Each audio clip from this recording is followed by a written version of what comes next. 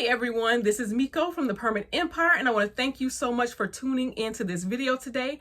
I also want to thank those of you who have previously liked, subscribed, shared, or even commented on any of my previous videos. I want to let you know that I truly do appreciate it, and I want to invite you, if you have not done any of those things so far, that you go ahead and feel free to do so today. So today I wanted to get into this topic, right? I wanted to discuss a little bit about how you set your rates for your permit running services. Now, usually I do shy away from this topic a bit because there are so many variables to consider. I have my own set minimum rate that I charge, and I'll share that when I'm asked, but I usually kind of let you know that yes, there's some variables, there's other things that you need to consider, and I just want to talk about that a little bit today, right?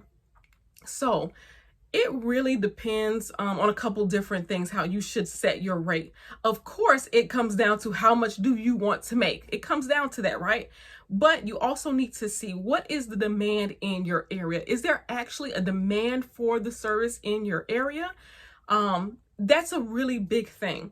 If you're in a smaller area, like a rural area, or an area that's just not as populated as like a larger city, the demand may be a little bit lower. But with that being said, there are some small cities that are building up right now. I know a couple small cities, even around my area, they're building up. So there's a lot of construction going on in those areas. So the demand is fairly high for a permit runner there. So you may be able to charge a little bit more for your services because there is a greater demand. In the smaller areas where there's not also a lot of work going on, there's not a lot of construction happening, the demand may not be there, or it may be pretty low for your services. So it's something that you may consider not charging as much for. You may want to consider charging a little bit less than if you were in a city where the demand was high. So that's one thing I look at. I also look at the type of contractor. Now, like I said again, I do usually have like a minimum that I charge depending on the project. There are some contractors where it is that you're just acting as the courier, you're just picking up from one area, which may be close to you, or whatever the case is. You're picking up, you're dropping off to the building department, and once it's approved, you're picking that approved packet up and you're dropping it back off to the contractor. It may be a fairly simple process where there isn't anything additional that you need to do outside of that courier service, which typically is what you consider to be a permit runner service, right? In those cases, I kind of look at that as a minimum. That's the minimum service, the actual permit running service. If there is something additional they may need from you, such as, let's say they want you to notarize documents. Let's say they want you to also do a notice of commencement. Maybe they want you to meet with the homeowner and pick up packets or pick up documents from the homeowner. Those services, those are additional services. So you may actually want to charge a little bit more to that contractor for those services. That wouldn't necessarily be a minimum service. That's going to be additional. Or even if they want you to take that permit packet that's been approved and scan the documents back over to you so that they'll have a copy, plus they want you to drop it off to them, then maybe you'll charge a little extra for that type of service. So it depends also, like I said, on the service that they're asking for from you. Is it just a basic, I'm running it from you to the building department, from the building department back to the contractor? Is it a basic service like that? I truly look at that and I consider that as well. I also consider how much I am spending on travel. Is this contractor in my area? Do I have to travel a little distance to get to him? How much distance do I have to travel? How much gas am I spending to pick up documents? Because also, here's the thing, even with online permits, you may have to still meet with the contractor to pick up documents. You may still have to meet with him, maybe even to notarize documents. There is still some things that you may have to do outside of just saying, oh, I'm uploading documents and I'm putting them in. You may actually have to meet with someone to pick up those documents. So that's something that I truly consider when I'm pricing out my projects.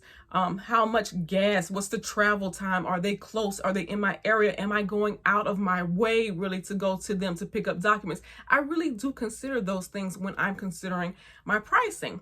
Now, with that being said, there is usually a rate that I tell people. I usually tell people that you can charge between $75 to $150 for permit running services.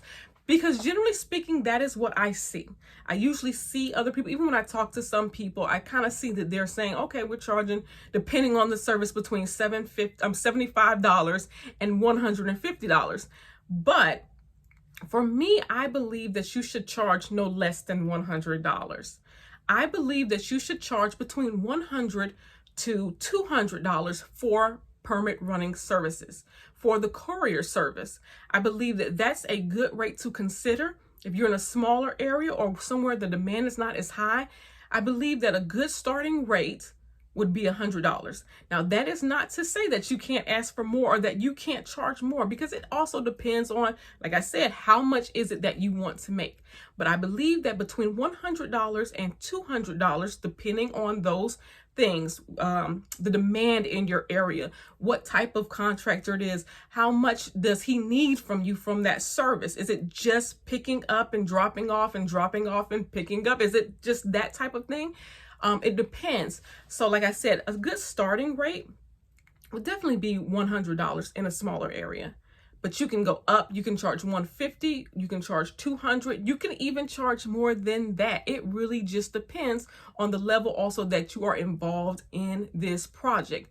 So for me, I would say that's a good place to kind of put yourself between $100 to $200 for permit running services. And that of course depends on a couple different things and also what you're comfortable with asking for. Now, also with that being said, I do want to remind you, these are direct relationships. This is usually you directly to a contractor, and he will sometimes negotiate with you. You may come in and let's say you come in and say, I want to charge $75. He may want to negotiate down with you. He may say, hey, I have multiple permits to give you. Can you charge me less? He may want to negotiate. But if you already started at your lowest point, then there might not be much room to negotiate. If you go ahead and at least start at something that, you know, is worth you going out for, like I said, between $100 to $200, that's good starting rates. That also gives you that room to be able to negotiate so that you can get those direct contractors as your clients.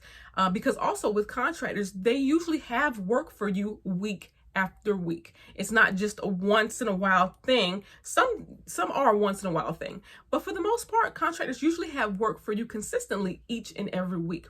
So I hope that was able to help you out a little bit with just kind of determining your rates, determining your fees. Of course, there's always variables, and I hope that answered some of your questions. I hope that gave you a little bit of insight. But please feel free to comment down below. I look forward to chatting with you. If you have questions, please feel free to comment. And thank you so much for taking time out to watch this video.